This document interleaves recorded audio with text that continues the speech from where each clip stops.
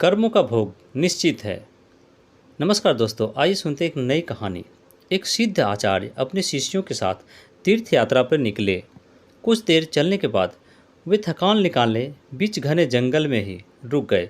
इतने में आचार्य को कुछ आवाज़ें सुनाई दी। ध्यान से सुनने पर आचार्य को समझ आया कि कुछ लोग के रोने की आवाज़ है। उन्होंने शिष्यों से बोला, बालकों सुनो, ये आवाज़ें कहाँ से आ रही है।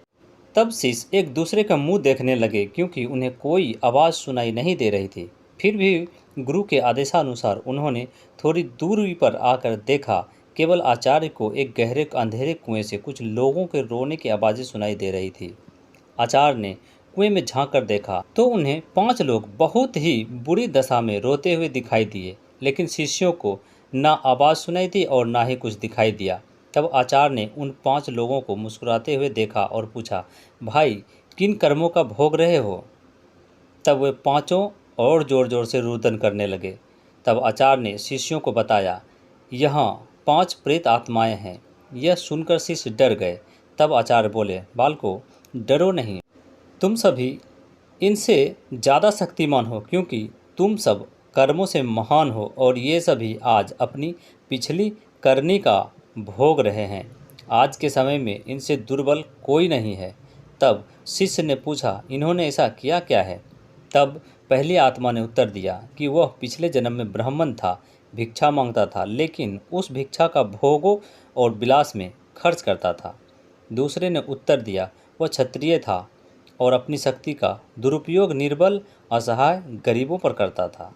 तीसरे ने उत्तर दिया कि वो पिछले जन्म में बनिया था, बस खुद के फायदे की सोचता था और हमेशा मिलावट करके सामान बेचता था, जिस कारण कई लोग मारे गए। चौथे ने उत्तर दिया, मैं पिछले जन्म में शूद्र था, बहुत आलसी और जिम्मेदारी से भागता था, अपने माता पिता को पीटता था और दिन रात नशा करता था। पांचवें ने उत्तर दिया, मैं पिछले जन्म में एक लेखक था, अश्लील कथाएं लिखता था, जिससे समाज वासना का शिकार हो गया। लोग अभद्रता की हद पार करने लगा, जिसका वजह मैं ही था। इस तरह वे सभी पापी अपने अपने पापों को भोग रहे हैं। उन्होंने आचार्य से निवेदन किया, आप गुरु हैं, आप दुनिया वाले को समझाएं कि बुराई का रास्ता क्षण भर की खुशी देता है, लेकिन इसका दंड कई जन्मों तक अंधकार में भोगना पड़ता है। दोस्तों, मनुष्य को कर्मों का फल भोगना ही पड़ता है, फिर वो किसी भी जन्म में हो। कहते हैं जिस तरह ईश्वर हैं वैसे ही भूत भी होते हैं, लेकिन जितने दुर्बल होते हैं उतना कोई नहीं। जितने कष्ट में वो होते हैं उतना कोई नहीं। वे अपनी करनी का भोग करते हैं। क्षण की विलासिता कई जन्मों का डर बन जाती है।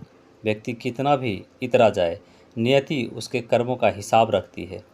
इसलिए सदैव सद्मार्ग पर चले। अगर गलती हुई भी है तो उसे सुधारें। उम्मीद है ये वीडियो आपको पसंद आई होगी।